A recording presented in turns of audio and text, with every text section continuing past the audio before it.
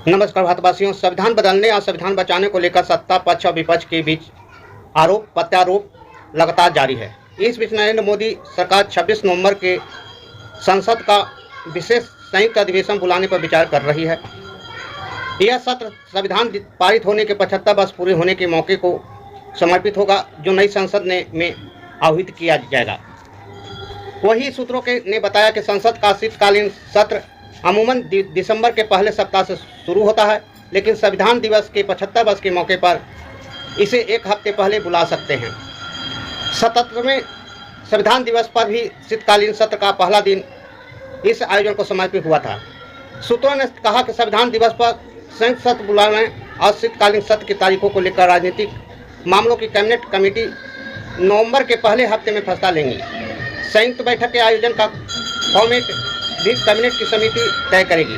यह विशेष आयोजन होगा या संयुक्त अधिवेशन में सभी दलों की चर्चा के लिए बुलाया जाएगा, इसकी रूपरेखा अभी स्पष्ट नहीं हुआ है। वही बताते हैं कि 7 राज्यों में चुनाव तारीख पर निर्भर है। संसद के शीतकालीन सत्र की तारीख तय होना महाराष्ट्र और झारखंड के विधानसभा चुनाव के कार्यक्रम पर भी निर्भर है। निर्वाचन आयोग ने दोनों राज्यों की चुनावी तैयारी की समीक्षा कर चुका है। आयोग इसी महीने के अंत तक चुनाव कार्यक्रम भी घोषित कर सकता है। संविधान दिवस संसदीय समारोह के साथ मनाने के बारे में सरकार की मंशा ऐसे समय में महत्वपूर्ण है जब आम चुनाव के बाद भी संविधान को लेकर विपक्ष और सत्ता पक्ष के बीच संग्राम थमा नहीं है। जातीय जनगणना के साथ साथ पिछड़े वर्गों का आरक्षण बचाने और बढ़ाने के मुद्दे पर बहस लगातार जारी है। इस बीच अनुसूचित जाति के बीच उपश्रेणियों की बनाने के संबंध सुप्रीम कोर्ट के फैसले ने भी संविधान संबंधी बहस को और तीखा किया है। संविधान सभा ने 26 नवंबर 1949 को भारत का संविधान पारित किया था, जिसे 26 जनवरी 1950 को देश में ने अंगीकार किया था। सामाजिक न्याय एवं अधिकारिता मंत्रालय ने 19 नवंबर 2015 को एक अधिसूचना जारी कर 26 नवंबर को हर वर्ष संविधान दिवस के तौर पर मनाने के निर्णय की अधिसूचना जारी की थी। इसके मकसद इस दिन को नागरिकों के बीच संवैधानिक मूल्यों को प्रोत्साहन के तौर पर मनाना है। ऐसे करने की एक खास वजह भी थी। दरअसल 26 जनवरी 1930 को कांग्रेस ने देश के पूर्ण आज़ादी का नारा दिया था। इसी की याद में संविधान को लागू करने के लिए 26 जनवरी 1950 तक इंतजार किया गया। दरअसल 1929 में जवाहरलाल नेहरू की अध्यक्षता में कांग्रेस के लाहौर अधिवेशन में पहली बार पूर्ण स्वराज की शपथ ली गई थी। इस अधिवेशन में अंग्रेज सरकार से मांग की गई थी कि भारत सरकार को 26 जनवरी 1930 तक संप्रभु दर्जा दे दिया जाए। फिर 26 जनवरी 1930 को पहली बार पूर्ण स्वराज या स्वतंत्रता दिवस मनाना गया था। इसके बाद 15 अगस्त 1947 तक यानी अगले 17 सालों तक 26 जनवरी को ही स्वतंत्रता दिवस मनाया जाता रहा। इस दिन के महत्व की वजह से 1950 में 26 जनवरी को देश का संविधान लागू किया गया और इस स्वतंत्रता दिवस की घोषणा की गई।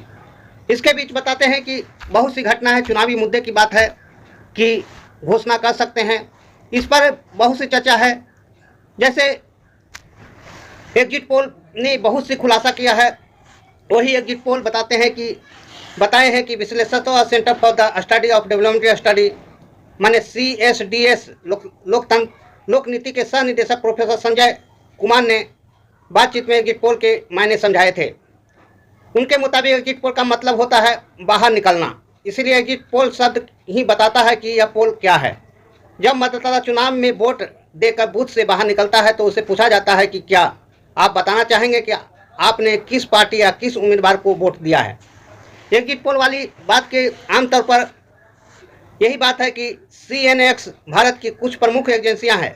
चुनाव के समय कई नई कंपनियां भी आती है जो चुनाव के खत्म होने की गायब हो जाती है, लेकिन चुनाव का प्रक्रिया सोने को लेकर आखिरी चरण के मतदान तक खत्म होने के आधे घंटे के बाद तक एग्जिट पोल को प्रसारित नहीं किया जा सकता।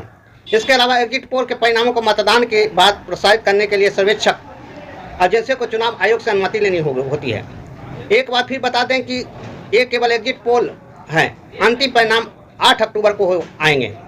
आपको पास नतीजे से जुड़ी हर अपडेट अपनी वेबसाइट और सोशल मीडिया प्लेटफॉर्म के जरिए पहुँचाता रहता है। लेकिन सबसे पहली बात है कि रिपब्लिक मैट्रिक के मुताबिक जम्मू कश्मीर में 55 से 62, कांग्रेस को बीजेपी को 18 से 24, जेजेपी को 0 से 3, इंडिया नेशनल लोक दल को 3 से 6, अन्य को 2 से 5 सीटें मिलती दिखाई दी गई। हरियाणा दुलाना विधानसभा क्षेत्र के मेरे परिवारजनों, आप सबको नमस्कार। मैं आप सबको बधाई देना चाहती हूँ। आपने जो 25 दिन जो कड़ी धूप में संघर्ष किया है, आपने जो लड़ाई लड़ने का काम किया है, आपकी आज जो लड़ाई आपने जो आज मतदान के दिन जो अपने योद्धाओं के तरह डट के मैदान में जो लड़ाई लड़ने का काम किया है, उसका बहुत ही पॉजिटिव रिजल्ट आने वाला है। आने वाली 8 तारीख को हमारी जो जीत है वो बड़े मार्जिन से होने जा रही है। हम सबको ये विश्वास है और मैं ताऊ चाचा, मेरे भाई, मेरे छोटे बड़े भाई बहन, सबको मैं बधाई देती हूँ, सबको मैं धन्यवाद करती हूँ। आपने इस बेटी को, अपनी इस बहू को जो प्यार, जो सम्मान और इस परिवार में जगह देने का जो काम किया है, मैं सदैव आपकी आभारी रहूंगी।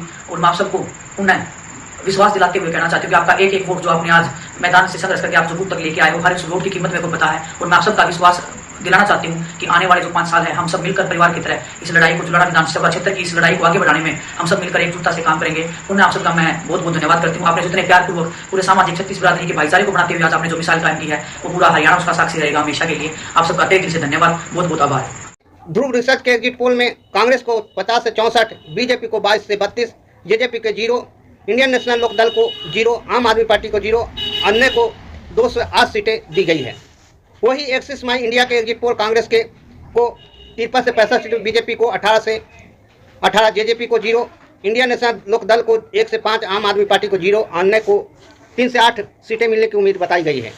वही बताते हैं कि जम्मू कश्मीर में जो 90 सीट पर चुनाव होने हैं, वही कांग्रेस के बताते हैं 47 सीटें, वही बीजेपी को 0 सीटें, जो जम्मू कश्मीर की बात बोल रहे हैं। वही जम्मू में बीजेपी को 27 से 31 और कांग्रेस को 11 से 15 दी गई है। पीडीपी को 0 से 2 सीटें दी गई हैं।